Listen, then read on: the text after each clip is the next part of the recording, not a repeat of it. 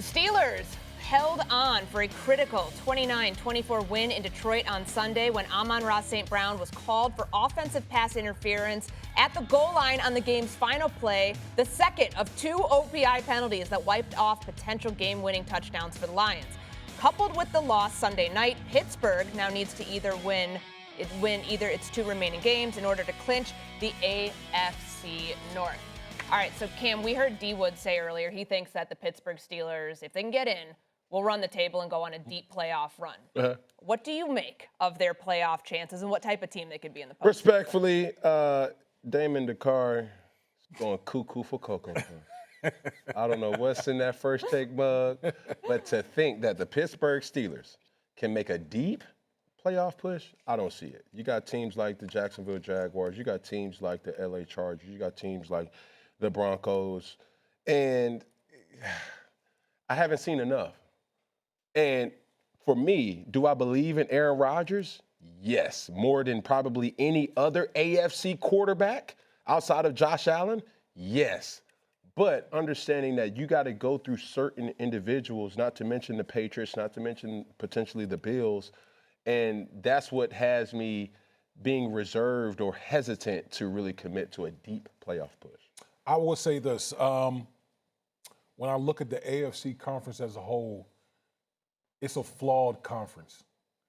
You know, whether you're talking about the Denver Broncos, we know they have a great defense, okay? We saw what the Jacksonville Jaguars did to that great defense in Denver yesterday. Jacksonville, Trevor Lawrence is on the heater, okay? But the Jacksonville Jaguars still an upstart team. They're playing well. I could go down the list of all the teams in the AFC right now, and I can point out flaws with all those teams. Here's what I'm saying. When you get to this time of year, I look at teams, okay, who's starting to round in the form? Who's starting to play the game the right way? Pittsburgh, over the last 3 weeks, they beat their arch rival, the Baltimore Ravens. They beat the Miami Dolphins, who, by the way, who were hot at the time. The Miami Dolphins had won 4 straight games going into that game at Pittsburgh. They beat them, and then they come off and they beat a desperate Detroit Lions team on the road. They're playing the game the right way. They're running the football. Aaron Rodgers, not only taking care of the football, which he's obviously done, well throughout his whole career, but he's managing and getting this team in and out of plays and is playing as well as we've seen him play in years since his, MVP type of days. Okay, they're going to get T.J. Watt back on the defensive side, other side of the equation. And so for me, listen, if you're asking me to pick a team in the AFC, I probably wouldn't pick the Pittsburgh Steelers right off the top. But are the Pittsburgh Steelers capable of making a deep run? Absolutely, because they have a coach. They have a great coach in Mike Tomlin. They have an all-time great quarterback in Aaron Rodgers. And the guys around him, the players around him, are playing much better than what they were playing in the early part of the season. So let me have you know this. Yesterday was the first game recorded at least where the Steelers recorded at least 250 yards passing, 225 yards rushing for the first time since 1982. So for me, who in the hell you think they gonna beat? The Bills? They can beat the Bills. Tough. You talking about the same Bills that somebody check that. You talking about the same Bills that struggled against the Cleveland Browns yesterday? Okay. Okay. The Patriots? They could beat the Patriots. The Texans. The same Texans that struggled against the Raiders yesterday. Listen, Linda. I'm telling you this. When you're talking about teams that they've played with the Ravens, Miami, beating Detroit in Detroit was an impressive win. But, bro, understand what you're going to have to go up against. Momentum is real. Matchups is even more realer. That's true. I believe in Mike Tomlin getting his guys to go. But you can't take no jackasses to the Kentucky Derby and expect them to doggone win a race. It just won't happen. I have not seen consistently the Pittsburgh Steelers manifest or conjure up enough offense. Yesterday was like a surprise. Like, what? Y'all got that in y'all? Let me see that again. But they did it. Like, they had an offense last week on Monday Night Football when they beat the Dolphins. When they beat the Ravens, they had an offense. But that 3-game sample size isn't enough for you? Look at what we have right now on the screen. So this is rolling at the right time. Look, Second right now, EPA per play. Fourth right now, yards per play on average, 6.2 points per game, yards per game. The run game yesterday, third most rushing yards ever in a game under Mike Tomlin. Here's what I would say. That's not enough right now in December? Here's what I would say.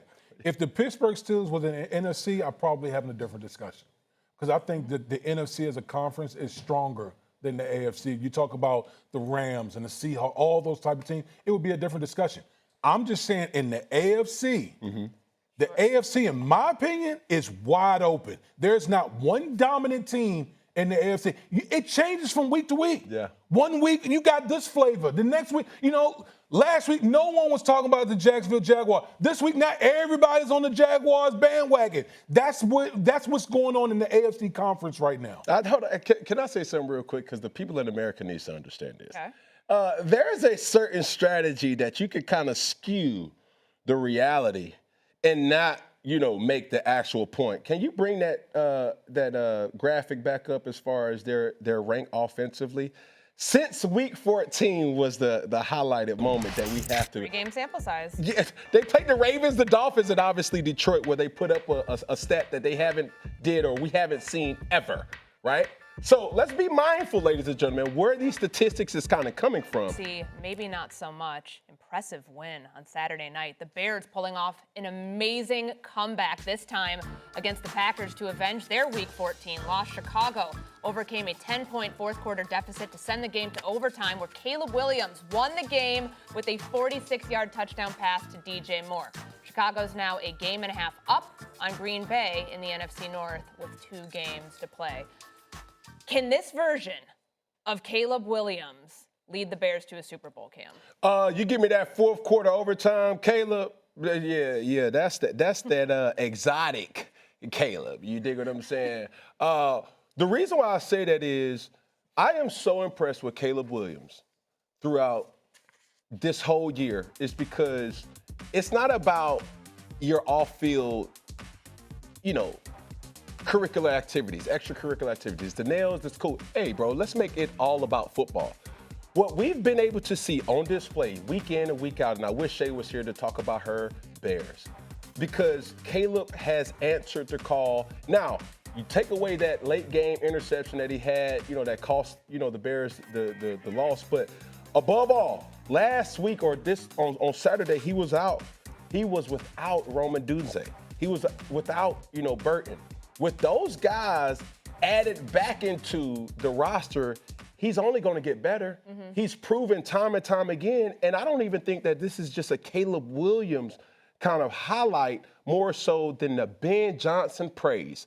What a difference a head coach can make for a team that pretty much has the same kind of pieces, but his mentality, the things that he has inserted, the ways that they're finding ways to win football games has just been something that makes the Chicago Bears an extremely dangerous team. Yeah, I may not be a fan, but I do cover them on a daily basis. So they are technically in my wheelhouse and my team as well. Damien. I love Caleb Williams. I love the progress that Caleb has made with Ben Johnson. It's been night and day from his rookie year to this year. But I think Chicago's ahead of schedule. I don't think they're the team that's going to come out of the NFC. I think the Rams, to me, are the class of the NFC. Even in the game where they lost by a point on the road to Seattle, I mean, think about it. They had no Davante Adams. Davante Adams is a huge part of the Rams equation. Matthew Stafford, in my opinion right now, is the league MVP. We'll see how things shake up in the last 2 weeks. But when I look at the Rams, they are about as complete a team as there is in the National Football League on both sides of the ball. When I look at Chicago, yes, Caleb, we know he has the flair for the spectacular because that's why he was the number 1 overall pick.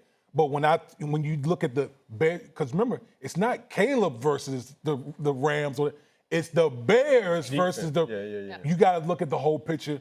The Bears defense, as they are as opportunistic as any defense in the league, but I don't think they will hold up against, going up against the Rams or maybe a Seahawks type of team. Pass rush issue, or what do you think it is? Because obviously they lead the league in takeaways right now. The Correct. red zone defense was incredible the other night.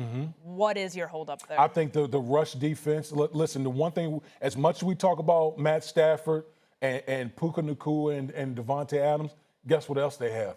They have a really good rushing attack with Kyron Williams and Blake Corum. So the Rams can, whatever style you want to play, the Rams can play any style and beat you.